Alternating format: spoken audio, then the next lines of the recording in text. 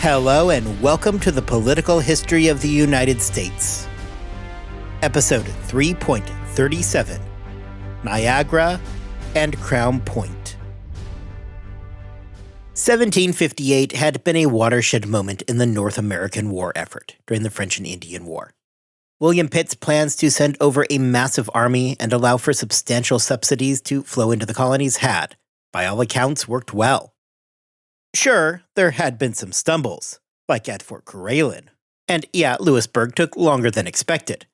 But even those missteps really could not take away from the fact that 1758 had been game-changing. The British had gained control over the entrance to the St. Lawrence to the north, and had a clear path to Lake Erie in the south. The scope of the war had likewise changed by this point as well. By the end of 1758, the tenuous French hold over the Ohio country had collapsed. Beginning in 1759, British eyes were no longer focused on preventing French incursion into their territory. Rather, the focus was on the Canadian heartland itself. The British looked forward towards the campaigns of 1759 with one goal in mind. They wanted to bring the French in Canada to their knees. When 1758 ended, William Pitt was already well underway in making plans for his 1759 campaign. The first major change came in an overhauling of leadership. As we previously discussed, Abercrombie was out, with Amherst replacing him as the overall commander of the war effort. James Wolfe, who we last saw back in episode 3.34 on Louisburg, would become second in command. The plan was that Amherst was going to return to the south, collect the remainders of the army that Abercrombie had the year before, and proceed north through the Champlain Valley and Lake Ontario to the St. Lawrence River. Wolfe would take the army in Louisburg, some 12,000 strong, and make his way up the river to Quebec, where he would coordinate with Amherst for the assault on the city itself. The British would also entrust Rear Admiral Philip Durell with blockading the Gulf of St. Lawrence to prevent the French from making increasingly critical resupply missions. This portion of the mission did not end up going great. Although he had a considerable fleet at his disposal, ice had prevented Durell from getting in place until May 5th, at which point most French supplies had already made it through. Pitt also tasked an optional side expedition as well, one that was at the ultimate discretion of Amherst, and one that Amherst would end up allowing, against Fort Niagara. Pitt expected that the colonies would provide substantial manpower. The plan was the Crown would pay for all the funding for supplies, while the colonies were going to have to foot the bill for the men themselves.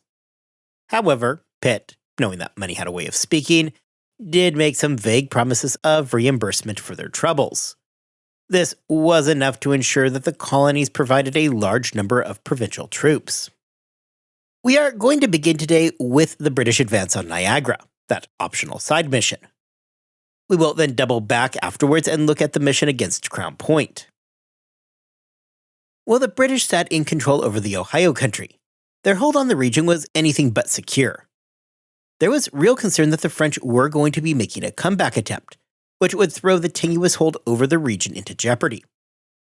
Although the British had made a great deal of progress in securing Indian alliances and neutrality throughout the Ohio, it was not that much of a leap to say that if the French came back in and started winning, those tribes that had abandoned their French alliances would quickly partner back up with the French, and again the Pennsylvania, Maryland, and Virginia frontiers would be under attack.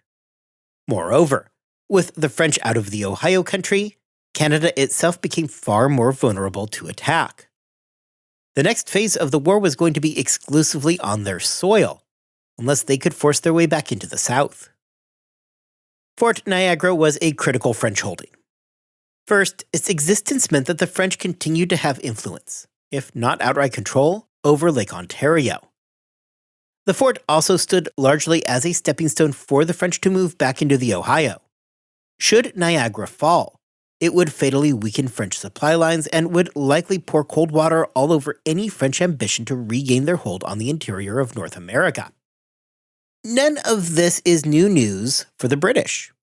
We talked previously, going all the way back to when Braddock was planning to attack Fort Duquesne, that he had been strongly encouraged to go towards Niagara instead. It was a French choke point, and if the British could capture it, it would sever their supply lines to the south. The job of taking Niagara fell to Colonel John Prideaux, who was to move north to Oswego and then move quickly on Niagara itself. At the same time that all of this is going on, the Iroquois were making their own determinations about what their future held. The Confederacy was in an undeniably tense spot moving into 1759. Yeah, they had come through Easton, nominally in control of the Ohio country. However, it was hard to miss the fact that they had given a degree of their sovereignty to the Ohio tribes that they were uncomfortable with. What the Iroquois now feared is that when the war ended, the Delaware and other Ohio tribes would end up forming their own confederacy.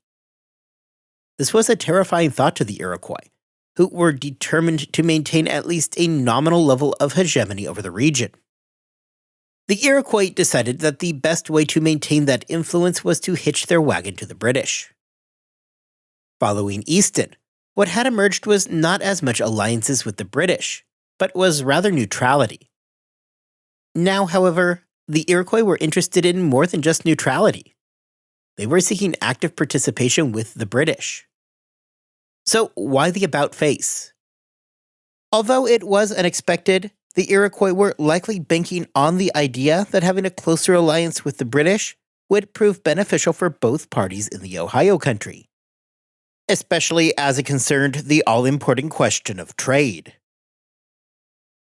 If the British and the Iroquois had a valuable trade agreement in the area, the British would be more likely to want to protect their own financial interests, and thus would have a vested interest in the Iroquois maintaining their position in the Ohio country. At the moment, this agreement made the most sense for the Iroquois, as they shifted from neutrality to an active alliance with the British. With marching orders in hand, Prideaux departed late in June 1759 with his unexpected Iroquois allies. Well, the plan under Pitt had called for the British to re-establish the destroyed fort at Oswego. Prideaux had no intentions of repeating the mistakes of William Shirley and getting himself pinned down. Upon arriving at Oswego, he set 1,000 men to take up the job of rebuilding the fort, with a mixture of 3,000 provincials, regulars, and Iroquois warriors, who just kept on moving towards Niagara. As the British made their way in boats across Lake Ontario, the French appeared to have been completely unaware that anything at all was going on. Fort Niagara was a formidable obstacle, to be sure. It featured strong walls, extensive earthworks, and had a capable European commander in Captain Pierre Pouchot. Throughout so much of this series on the French and Indian War, we have discussed the mistakes of the British. Now, however, it is our turn to discuss how the French and Pouchot were about to make a series of serious mistakes and miscalculations of their own. The French did not enter 1759 with plans to fight a completely defensive war. They too had made plans for an offensive campaign, with their sights falling onto regaining the recently lost Ohio country. Should the French reclaim their control over the Ohio, they could open up and resume attacks along the frontiers of Pennsylvania, Maryland, and Virginia, forcing the British to waste precious resources defending their once again vulnerable frontiers. Pouchot, in preparation for that expedition, had sent 2,500 of his 3,000 men to Fort Michaud in northern Pennsylvania, some 60 miles to the south of Lake Erie, to prepare for that summer's assault. Pouchot was, of course, not insensible to the fact that Fort Niagara might be a target. However, the logical time for the British to attack had come and gone. Back in the spring, Pouchot and a large number of his men were up in Montreal, leaving Niagara weakly garrisoned. If the British were going to make a move, that was the time. Furthermore, Pouchot had a close relationship with the Iroquois, and specifically with the Senecas. Pouchot fully expected that should the British cross through Iroquois-held territory, he would get a heads up. As he had received no warnings and really the ample time for an attack had come and gone, Pouchot figured that Niagara was safe and that he could afford to send the vast majority of his men to the south. So, You can just imagine the look on Peugeot's face when he and his garrison of just about 500 witnessed some 3,000 British arriving. Unsurprisingly, the first thing that Peugeot did was send a messenger racing to the south to Fort Michaud to let them know that Niagara really needed those 2,500 men back, and basically anybody else who could come help. By the time that July 11th rolled around, the British had gotten close enough to begin firing upon the fort. The men quickly got to work, going through all the necessary steps for a siege. While they were busy pounding the walls with cannon fire, they dug new trenches, moving closer and closer to their target. Now, of interest, the Senecas seemed to be surprised not only by the attack but by the Iroquois participation. The Niagara Senecas had been pretty closely allied with the French and really did not seem that eager to turn around and start shooting them. The Senecas, under the command of Caendia, approached the Iroquois and made an impassioned plea. What would follow was both sides trying to get the other to jump ship. Caendia made some persuasive arguments that they probably should just tap out and let the Europeans kill each other. As it would turn out, both sides were at least partially successful, although the Iroquois refused to leave.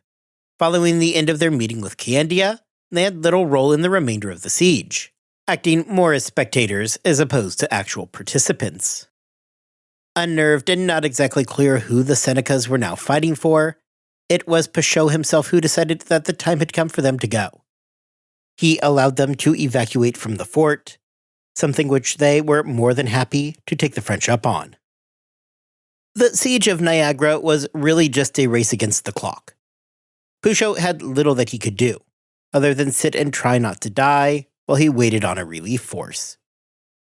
The British trenches were now just some 80 yards from the fort as they continued to blast away.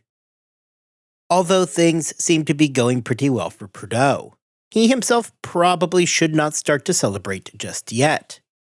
During a routine battery tour in the early evening hours of July 20th, Prideaux made the unfortunate mistake of stepping directly in front of a mortar, which promptly blew his head off, killing him on the spot. With Prideaux dead, our old friend William Johnson was thrust into the commanding role, where he was hoping to wrap up the siege and quickly capture the increasingly beleaguered fort. Although the French were significantly outnumbered, Niagara was in a defensible position, and Peugeot could indeed hold out for a while, while hoping desperately that the relief force that he needed would come. By July 23rd, the fort was all but completely defenseless. The British now were within range to use their muskets against the French defenders. They had knocked out all the French guns, leaving the French just holding out in what seemed like a pointless battle. However, much to the considerable relief of Peugeot, help arrived in the form of French regulars and their Indian allies. Depending on where I am reading it, the numbers of this party seem to have ranged somewhere between 1,200 and 2,000 men. Unfortunately for the French, the British too had become aware of the rescue party, and quickly moved into position to greet them. The site chosen for the stand was a location roughly 2 miles south of the fort, at a small farm called Les Belles de Famille, in modern-day Youngstown, New York. The British quickly got to work blocking the road and constructing a log breastwork for cover, as well as an abattis in front of it to slow down French progress. At the same time, several hundred Iroquois warriors took up positions in the trees for the coming ambush. Johnson sent Iroquois emissaries down to meet with the French allied tribes to let them know that they were really not in for a good time. Apparently, they agreed, and just like that, the French allied Indians decided that it would probably be best to just sit this one out. This had the effect of reducing the French force down to around 600 as they approached the British position. If the pending ambush has invoked memories of Braddock's march along the banks of the Monongahela for you, what would happen next takes a page out of the Battle of Fort Carillon. The French bravely charged the British position, and predictably got all tangled up in the abattis. The British then went to work firing volley after volley at the now stuck French. When it became obvious to the French that this was not going well, the men broke and fled. The Iroquois, who recall were waiting in the trees, quickly gave chase, capturing those whom they could and killing others. While the French only had 600 men who actually walked into Johnson's trap at Les Belles Familles, the British had just scored an unquestionably decisive victory. The French would peg their losses at 344 men captured or killed, though it is probably a fair guess that the French may have been downplaying their losses. With their defeat at Les Belles Familles, Pichot realized that there was no point in further resistance and promptly surrendered. On July 25th, the battle was officially over. The French were taken into British custody and sent to New York. From there, several would be sent back to France. Per Johnson's agreement with the Iroquois, they could head on into Fort Niagara and plunder away. William Johnson, not wanting to waste his momentum, had originally planned to move quickly on Fort Toronto in order to gain control over the entire western portion of Lake Ontario.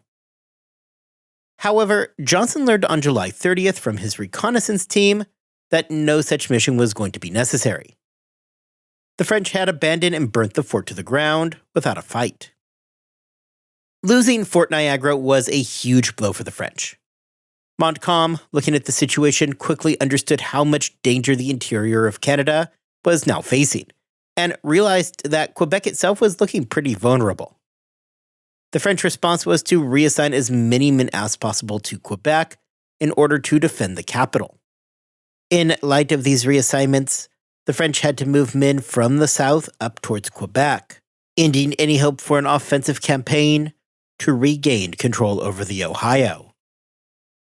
The fall of Niagara had poured cold water on those plans.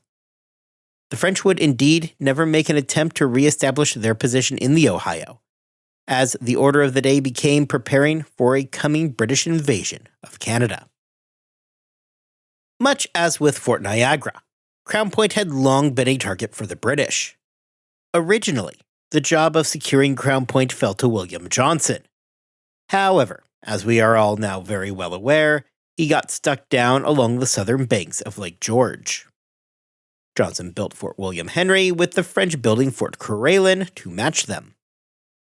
By the time that we reached 1759, Fort William Henry had been destroyed, something we discussed in episode 3.31. And despite all British attempts to the contrary, Fort Coeur d'Alene was still proving to be an annoying obstacle. The last time that we were at Fort Coeur d'Alene was back in episode 3.33, when James Abercrombie and his large army were sent fleeing back to the ruins of Fort William Henry by a much smaller French force. This defeat at the hands of Montcalm and the defenders at Fort Coeur d'Alene ended any hope for the British to launch an attack on Quebec during 1758. The original plan had been that Amherst would take Louisbourg, and hence the northern portion of the St. Lawrence River, with Abercrombie getting control over the southern portion of the river. The two sides would then converge in Quebec. Going into 1759, the plan remained the same, meaning that it is once again time for the British to take their shot against Fort Coeur d'Alene. Amherst had spent a considerable amount of time improving roads on the path to Fort William Henry, which he had rebuilt and renamed to Fort George. He took these actions towards improving the roads leading to the fort in order to ensure that supply lines would be maintained for the coming campaign. Amherst had zero intention of following in the footsteps of Abercrombie. He likewise took the time to make sure that the men were properly trained for what lay ahead. Concepts such as military discipline remained important. However, Amherst went a step further and made sure that they were all aware of tactics for fighting in heavily wooded areas. It was not until July 21st that Amherst and his army of between 10,000 and 11,000 men, including just over 6,000 regulars, made their way up Lake George towards Coeur d'Alene. And just so we can keep our timelines straight, this is right around the same time that the British are blasting Fort Niagara to bits, just a few days before that encounter at Les Belles Familles. Amherst had reason to worry. He was obviously acutely aware of what had occurred the year before. To add to his stress, he was working with an army that was 6,000 men smaller than what Abercrombie had had the previous year, an army that had been sent running by the French. This was something that must have weighed heavily on his mind as he made his way up Lake George towards his target. The trip up Lake George saw the British moving in 4 parallel columns. Following a relatively uneventful landing on July 22nd, Amherst was able to get his men ashore and prepared for the final approach towards Coralin. However, there was to be no heroic defense of Fort Coralin this time.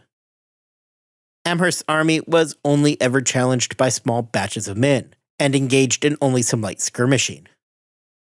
There was never anything resembling the defense of the fort that we had seen the year before, and quickly it became obvious that everybody had pretty much packed up and left. It was assumed in the moment that they had retreated north to Crown Point. The following day, Amherst made it to the actual main French line. However, they did not intend to fight, as the lines were simply there to protect the remnants of the French withdrawal. Upon making contact with the British, the French lines quickly retreated. Now, the French could not exactly bail out of the place without doing anything, and sure enough, they started firing their cannons on the British positions. At this point, there was no real hope for Fort Coralin. Everybody knew that it was going to fall. The job of the remaining garrison was to slow the British down. Indeed, for the next 3 days, everybody went through the motions. The French kept firing on British positions. The British lugged up their own artillery pieces and started digging trenches. After a few days of everybody preparing for a siege, the French simply stopped firing. A French deserter managed to make his way into the British camp, where he informed them that the French were in the active process of abandoning the fort.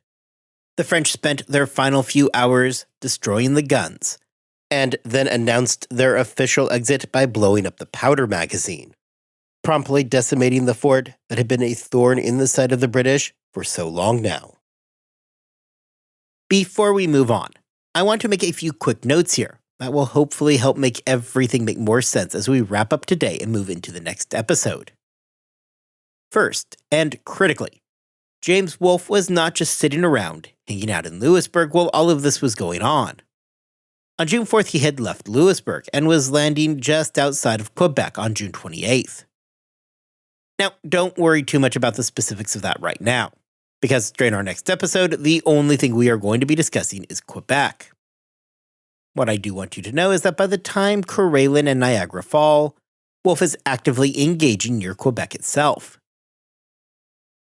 Second, the name of the game by this point for the French had become to delay as much as possible and just have the French in Canada get through the year still standing.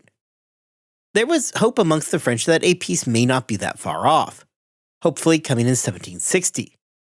They understood the critical importance of not being forced out of Canada altogether before that peace came. Therefore, the mission had become holding out long enough to get through the end of 1759, and then hope for a peace agreement to be reached. While Coralin was still smoldering, Amherst sent a party forward to conduct some reconnaissance on Crown Point and the accompanying Fort St. Frederick. In the minds of everybody, this is going to be where the showdown between the British and the French was going to occur. It was the target that the British had their eyes on for years. The previous year, the plan was to get past Coralin and take up the real prize at Crown Point. The defeat of Fort St. Frederick would open up the path to the southern part of the St. Lawrence, and critically would allow Amherst to link up with Wolfe. Except, there would be no great battle at Crown Point for control of Fort St. Frederick either. Rather than bringing Amherst news of troop numbers and formations, the team that had been sent to scope out the situation returned with news that the fort had been abandoned and that the French were withdrawn along the Richelieu River. The French retreated all the way back to the small island of Île-à-Noix. Located at the entrance to the river, the French hoped that their position would allow them to block British access. With the British in control of Crown Point and Ticonderoga, the Hudson River Valley was safe. When you add in the victory at Niagara, British holdings in North America were now safe. The French had lost their influence in the Ohio Valley, and with them rapidly retreating, the war had shifted to an exclusively defensive posture. Losing these forts ended any hope that the French could launch a meaningful offensive campaign against any British holdings. With the British now in control over Lake Champlain, the French heartland itself was badly exposed. The question therefore becomes one of why was it so easy in 1759? Just a year before, Montcalm had repelled an army of 16,000 under Abercrombie, with a force of just about 3,500. Why didn't the French make more of an effort to defend these critical forts in 1759? Well, the French scored a huge victory in 1758 at Fort Carillon. Montcalm was almost certainly aware that a repeat of that success was not in the cards. Stupid mistakes had cost the British dearly, and they were unlikely to make them again. Remember that it had surprised the French that another attack was not launched. The British still held a massive manpower advantage, even after Abercrombie's men got tangled up in that abattis. Had the British taken a day to regroup and then returned with their artillery in tow, the outcome likely would have been dramatically different. Of course, they did not do that. However, for Montcalm, he knew well that such a fortunate break was unlikely to happen twice. Second, recall a moment ago that I mentioned that the French hoped that 1760 would bring peace. It was imperative for the French that they maintain at least some control over Canada. If they lost both Quebec and Montreal, they would be at very serious risk of losing Canada forever. For Montcalm, the mission really had shifted by this point. The British had the clear advantage, something that they had had since the previous year. Right now, all the French could really do was hold out and fight another day, hoping that peace would break out and that the French would still have some meaningful claim to Canada. Therefore, holding individual forts like Carillon or Crown Point mattered significantly less. The French could afford to lose those forts. They were not going to win the war in North America. All they could do was try to control how badly they lost it. What the French could not afford to lose was Quebec. By avoiding senseless losses in battles that they would never win, the French could instead concentrate their forces in key locations that simply could not be lost. For the French, believing that maintaining a foothold in Canada would be enough had backing to it. Back during King George's War, when the New Englanders had triumphantly captured Louisbourg, the Treaty of Aix-la-Chapelle had returned everybody to the status quo ante bellum. It seemed entirely possible to the French that real victories lie over in Europe, and that, as had previously been the case, a concession of the treaty would be restoring French possessions in North America. This outcome, however, was going to be a whole lot more unlikely if the British could manage to evict the French completely from Canada. Amherst, for his part, was skeptical about everything that had gone on along Lake Champlain. He remained convinced that he was running into a trap. As a result, Amherst would proceed far more deliberately and, much to the annoyance of our friend Wolfe up in Quebec, slowly than one might have expected.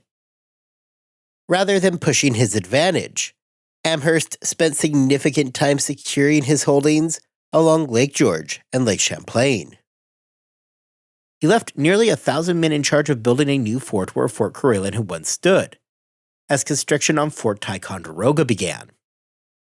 It would not be until October 11th that Amherst finally felt that the time was right to move against Ile-aux-Noix. However, by that time, the situation had changed entirely. Next time, we are going to look at exactly how the situation had changed entirely. As the events we discussed this week were occurring, James Wolfe and his men were engaged in a far more fierce battle to the north in Quebec. When we return, we are going to look at just how that battle for Quebec would play out, and how that battle would influence the greater overall war in North America. Keep thinking about any questions that you have for our upcoming Q&A episode, and send whatever you've got my way. Until next time, I hope that you all have a fantastic 2 weeks. I hope that you are staying healthy and staying safe. And I will see you all back here next time as we examine the Battle of Quebec.